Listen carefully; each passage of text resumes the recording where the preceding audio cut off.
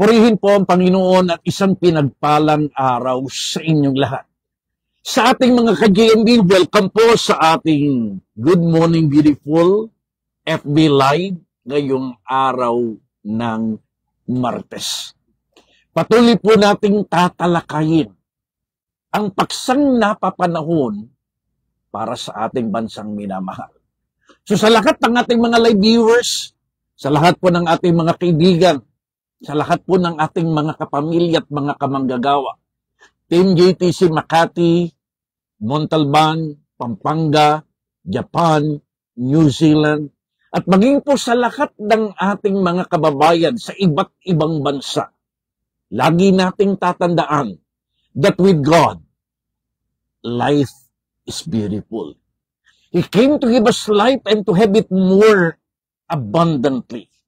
Ang layunin po natin, dalhin po natin ang paghahari ng Diyos sa puso ng bawat tao sa pamamagitan ng pangangaral ng kanyang buhay at makapangyarihang salita. Simulan na po natin ang ating pag-aaral. Ang ating topic ngayon ay part 3 ng ating napakahalagang paksa, the Grade 1. Last week, tinalaki na po natin yung the Grade 1, part 1, and part 2. So ngayon, talakayin po natin yung the Grade 1, part 3. When wealth replaces worship. Dito po sa ikatlong bahagi ng tinatawag po natin the Grade 1, ang espiritu ng pagiging sakim, gahaman, o yung espiritu ng korupsyon na patuloy pong nananalanta sa ating bayan.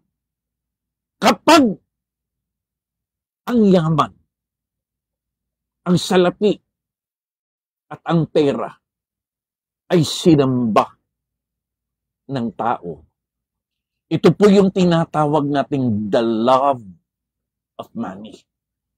At ito po yung isang patibong na nahuhulog ang karamihan po sa atin dahil sa matinding pangangailangan. Take note, greed is not just a money problem. It is a master problem. When wealth becomes worship, we stop serving the Savior and start serving ourselves. So pagdating sa salitang greediness, hindi lang ito usapang pera. Ito po yung usapan, sino ba yung naghahari at pinapanginoon ng isang tao.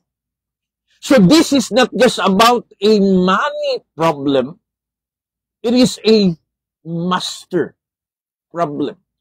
Na kapag tayong lahat ay sumamba na sa pera, kapag nahulog tayo sa patibong ng love of money, we will stop serving the Lord and start serving ourselves.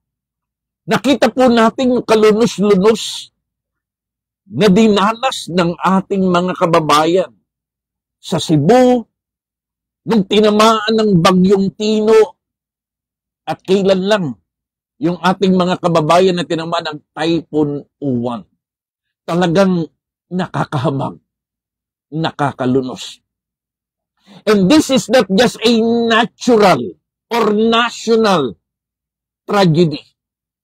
This is a spiritual tragedy.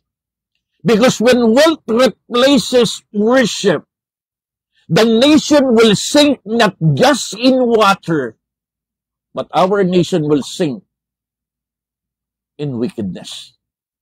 Na kapag ang tao ay sumamba na po sa kapangyarihan ng salapi, kapag ang tao nahulog na sa tree ng ating paksang the Grade 1. Tingnan po natin ang ating outline ngayong umagang ito. Simulan po natin ang pag-aaral. When gold becomes our God, goodness get gone.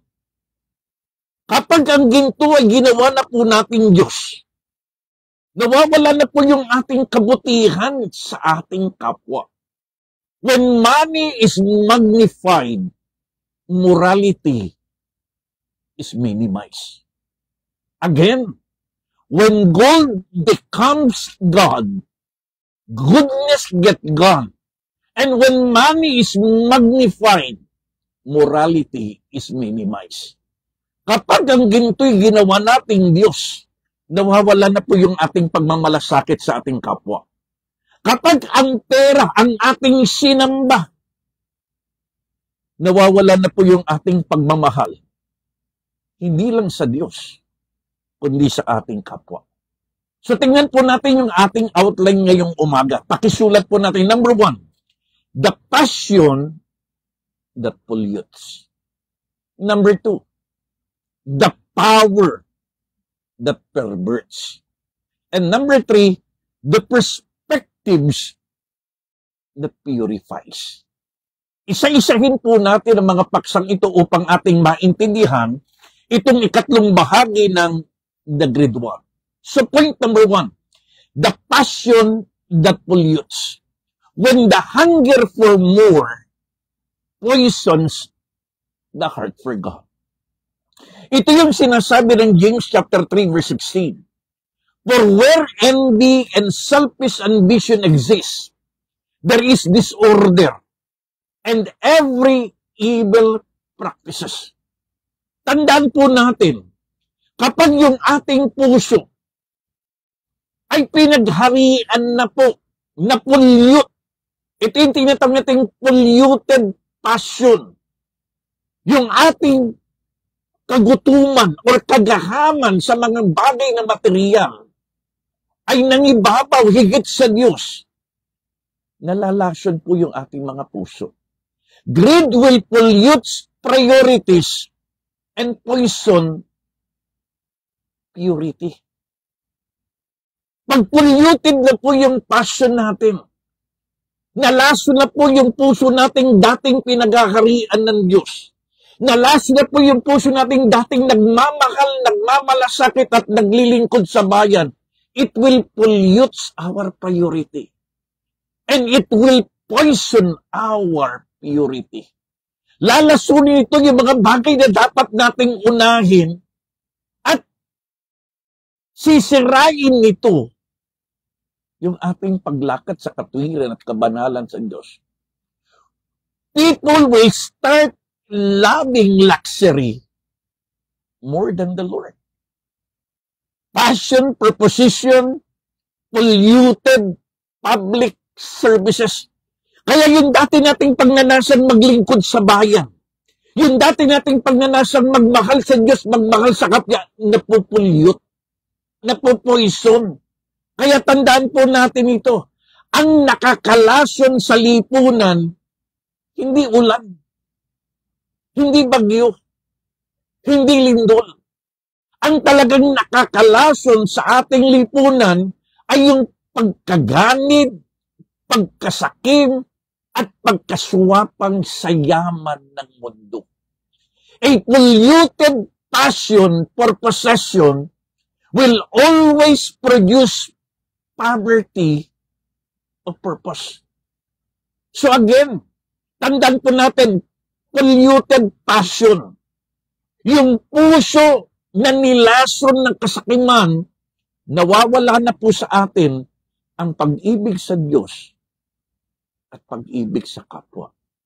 Ito ang unang dahilan kung bakit ang bansang ang bansa po natin ay talagang lugmok sa kahirapan. Na kung titingnan natin yung mga pinagdaanan po ng ating mga kababayang tinamaan ng Typhoon Tino at ng Typhoon Uwan, talagang kitang-kita po natin yung polluted passion. Mga pusong nilason, mga pusong pinulyut ng kasakiman at kagahaman. Tama? O may tama? Number 2, the power that perverts. Anong ibig sabihin ng power that perverts? When leadership turns to lordship. Na kapag itong mga lingkod bayan na ang layunin ay dapat maglingkod sa bayan, ay nagnanasag sila na ang paglilingkuran. Kaya nga sabi ng Mark chapter 8 verse 36, what shall it profit a man if he gains the whole world and loses his own soul? Greed makes people cling to power and control others for personal gain. Na kapag itong mga taong nahulog sa bitag ng greediness, kasakiman at kagahaman, yung kapangyarihan na ipinagkatiwala sa kanila dapat gamitin paglilingkod sa kapwa, ay ginagamit nila ngayon para sila ang paglingkuran. Instead of becoming a good leader, they turn to become a lord over them. Ang lingkod bayan na dapat maglingkod sa bayan, ang piling nila, sila na yung Panginoon. Sila na yung dapat paglingkuran. Take note, power without purity perverts our purpose. Ang kapangyarihan, kapag wala ang paghahari ng Diyos sa ating buhay, napipervert, natutuwis, nagagamit sa mali. We rule, instead na gamitin natin yung kapangyarihan natin na pinahiram sa atin ng Diyos para maglingkod sa bayan, ginagamit natin ang kapangyarihan para kukamkam ng yaman ng bayan. Calamity, ito yung ginagawa nila ngayon. Some people use calamity as currency, turning tragedy into transaction. Ito yung power that perverts. Yung mga nakapusyon sa kapangyarihan, ginagamit nila yung mga kalamidad para kanilang pagkakitaan. The calamity becomes currency. Kaya nga sabi ng trending ngayon, kapag may baha, may buwaya. So ginagamit na nilang hanap buhay ang kanilang kapangyarihan. Ginagamit na nilang negosyo yung politika because their power were perverted by greediness. So tragedy becomes their transaction. So ang nakakatakot ngayon, hindi na yung bagyo. Hindi na yung baha, hindi na yung lindol. Hindi yung Signal 5, hindi si Typhoon Tino or si Typhoon Uwan. Ang nakakatakot ngayon ay yung mga leader natin at kababayan na binabagyo ng kasakiman. Power without purity becomes perversion without purpose. So ang kapangyarihan na wala ang paghahari ng Diyos ay sumasama at nasisira ang layunin nating maglingkod. So point number 2, perverted power. Yung mga leader, lingkod bayan na dapat maglingkod sa bayan, ang gusto na nila ngayon, sila paglingkuran. Number 3, and the last and final. Anong sabi po natin? Perspective that purifies. Ito yung sagot. Kailangan magkaroon tayo ng tamang pananaw. Bakit ka binigyan ng kapangyarihan? Bakit ka niluklok sa isang posisyon? Kailangan tama yung pananaw natin. When gratitude becomes greater than greed. Gamitin natin ang ating posisyon, gamitin natin ang ating kapangyarihan, hindi para sa kayamanan, pansariling kapakanan, kundi una para sa kapurihan ng Diyos at sa paglilingkod sa bayan. Philippians chapter 4, I have learned to be content in whatever circumstances I am, sabi ni Pablo. Ano man ang ating kalalagayan, matutunan po natin maging kontento. When we see wealth as worship, we use it for good, not for greed. Dapat makita natin ang yaman ng mundo, ang kapangyarihan at posisyon, gamitin po nating daan para makapaglingkod tayo sa Diyos. Gamitin nating daan para makapaglingkod tayo sa ating kapwa. Example po natin si Zacchaeus, isang dating corrupt tax collector. Subalit nang siya maka-encounter kay Lord, nagkaroon ng pagbabago yung kanyang perspective, nalinis.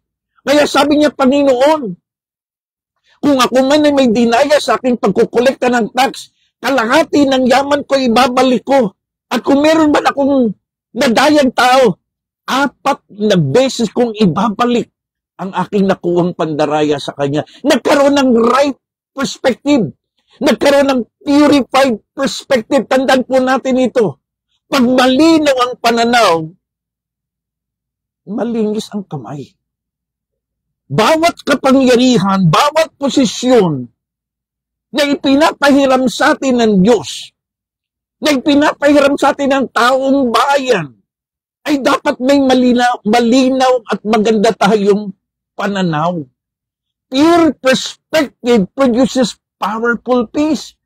Yung tamang pananaw sa kapangyarihan at tamang pananaw sa posisyon ay nagdadala ng makapangyarihang kapayapaan at kasaganahan sa isang bansa.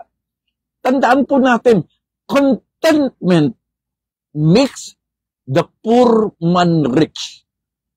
But discontentment makes the rich man poor. Ang kawalan ng kakontentuhan ay nagdadala sa kahirapan sa mga taong mayayaman. Subalit ang kakontentuhan ay nagdadala sa taong mahihirap na nagiging mayaman. So tandaan po natin, purified perspective. Kailangan malinaw po yung ating pananaw sa buhay. So in closing, when greed governs, the nation groans. But when God governs, the nation grows. Kapag ang nakaposisyon, kapag ang may kapangyarihan ay pinaghaharian ng kasakiman, nagdurusa bayan. Subalit kapag ang nakaposisyon at may kapangyarihan pinaghaharian ng Diyos, magagalak at magdidiwang ang bayan. So, let's stop worshiping gold and start worshiping our God. Because only when our worship replaces wealth, the Philippines will rise in righteousness again.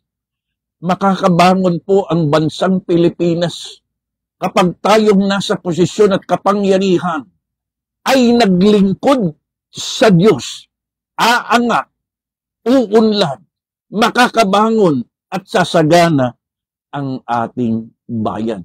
So bilang challenge po natin, tanungin po natin ang ating mga sarili, am I serving my purpose?